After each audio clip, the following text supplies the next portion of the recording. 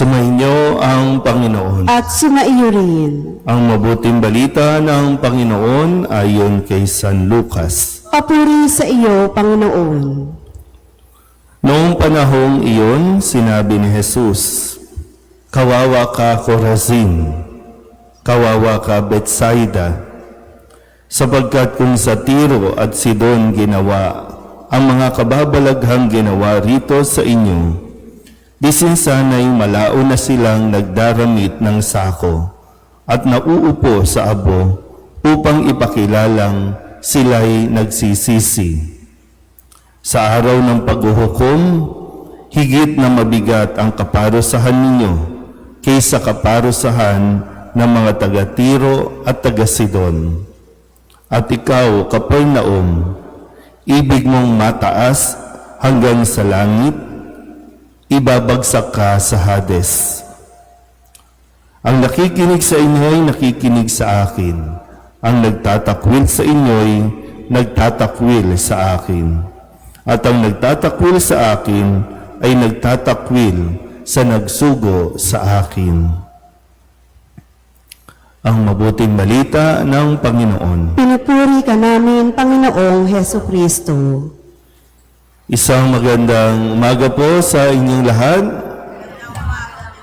Ngayon po ay Biyernes ng ika-26 na linggo sa karaniwang panahon, unang Biyernes ng buwan ng Oktubre, at talagang bibilis na ang pagdaan ng araw at hindi mo mga malayan, Pasko na.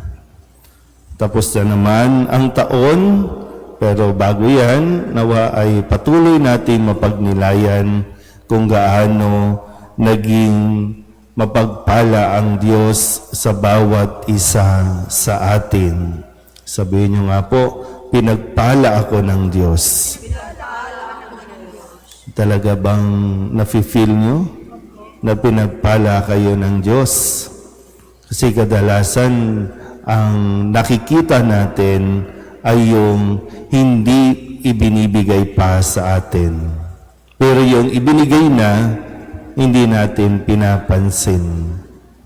Kaya nga, ngayong araw na ito, sa ating Ebanghelyo, binibigkas ni Jesus itong kanyang pagkadismaya marahil, no? Nang sabihin niyang, "Kawawa ka, Corazin, kawawa ka, Betsaida, kawawa ka, Capernaum."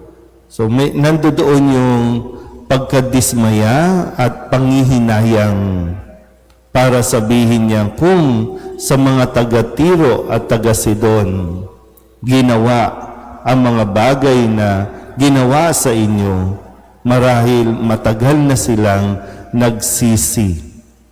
So itong Corazin, Betsaida, Capernaum, ito yung mga pinagpalang bayan.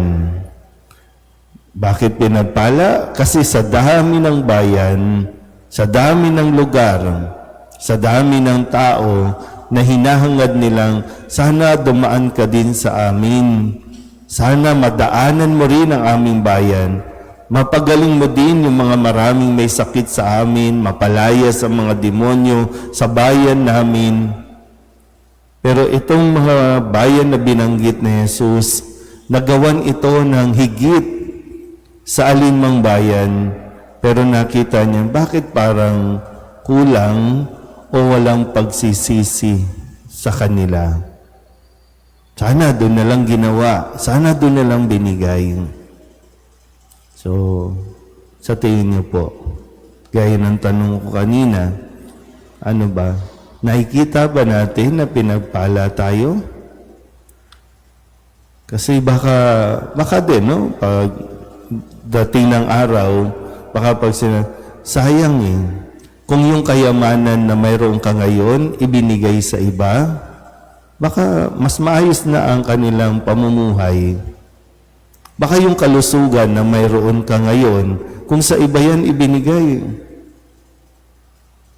Minsan na banggit ko na rin po, no, kapag napapadaan tayo sa mga pag may mga imbitasyon sa hotel, no, lalo na dito sa lugar sa Okada, diyan sa lugar na yan kung saan maraming kasino. Sino bang nagsusugal dito? Siyempre, hindi aamin, no?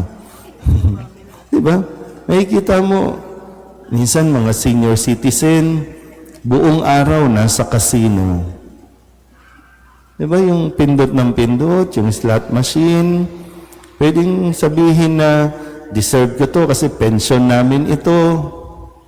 Pero, di ba, parang sayang. Yung mga pag naririnig natin sa mga hearing, na ang pera ngayon nakamaleta na, ang tawag basura, di ba? Sayang. Yung bilyon-bilyon na yan, kung ibinigay na sana sa ibang bayan, edi maayos na yung kalye, sementado na.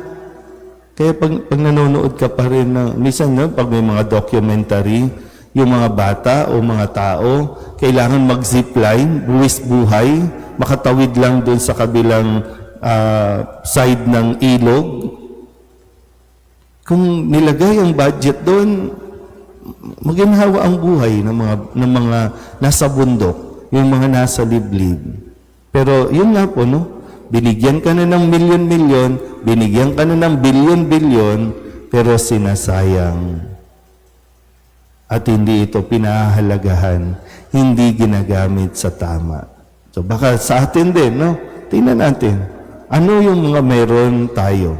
Ano yung mga ibinigay na ng Diyos sa atin na hindi natin pinahalagahan at sinasayang natin na baka isang araw, pagdating ng paghuhukom, sasabihan din tayo kung sa iba ang ibinigay sa iyo, baka mas naging mabuting tao sila kaysa sa atin.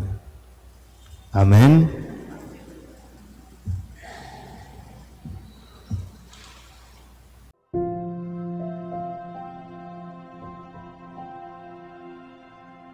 Thank you.